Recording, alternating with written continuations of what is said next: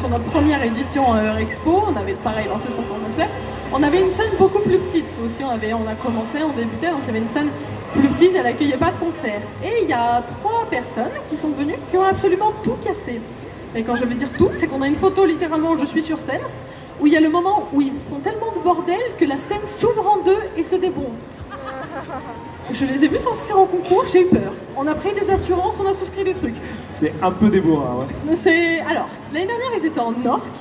Et aujourd'hui, je vais vous demander d'accueillir Troupaskaya en membre du Gobelin d'infiltration, s'il vous plaît.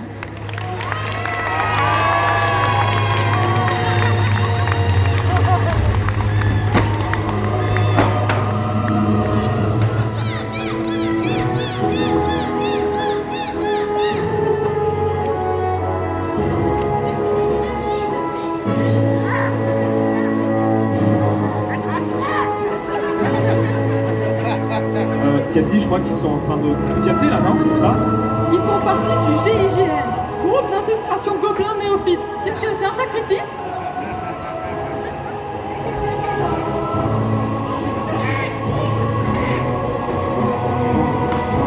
Ça va, tout va bien. Je pense que c'est des gobelins, du coup ça reste avec la technologie des gobelins. Les costumes sont fortement inspirés du Seigneur des Anneaux, les films comme les jeux vidéo et du jeu Warcraft. Donc c'est un petit groupe d'éclaireurs gobelins récemment promus à la fonction d'espions, qui ont reçu leur première mission de la part de leur maître, s'infiltrer dans le monde des hommes sans se faire repérer. L'idée approuvée par l'ensemble du groupe, c'est de participer au concours et d'ajouter encore plus de crédit à leur présence sur les lieux. Le tout dans leur plus grande discrétion, bien sûr. Il y a plus de 150 heures sur chaque costume. Les matériaux utilisés, c'est du cuir, de la fourrure, du tissu, de l'alu, de la ficelle, des os, des plumes, du papier, du latex, de la fibre de carbone. Il y a énormément de détails, il y en a de partout. Non, ça c'est pas très gentil. D'accord. On a dit pas casser la scène, hein. Alors, il faut croire que la présentatrice, ça gêne pas.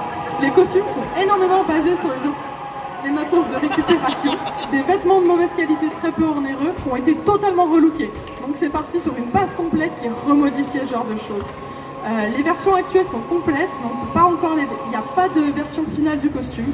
Un costume de gobelin évolue tout le temps. Il y a de nombreux éléments qui sont rajoutés régulièrement pour renforcer la crédibilité et la consistance. Certains détails restent à imaginer, créer, accessoiriser. La plus grande contrainte de ces costumes, en fait, c'est la solidité. Parce qu'en fait, ils sont taillés pour du gène, c'est-à-dire qu'ils peuvent littéralement se castagner avec. C'est les premiers costumes de gobelins, ils sont faits la main sur les costumes d'orques, merci pour la scène de l'année dernière, et nous ont demandé beaucoup de temps et bouger. Non, on peut pas taper dessus, moi. Non, on tape pas dessus, moi. Et l'histoire de la culture gobeline, c'est malgré des années de recherche et d'efforts, aucun gobelin n'est encore jamais arrivé à faire pousser un arbre à saucisse. Désolé. Alors on les applaudit bien fort, s'il vous plaît.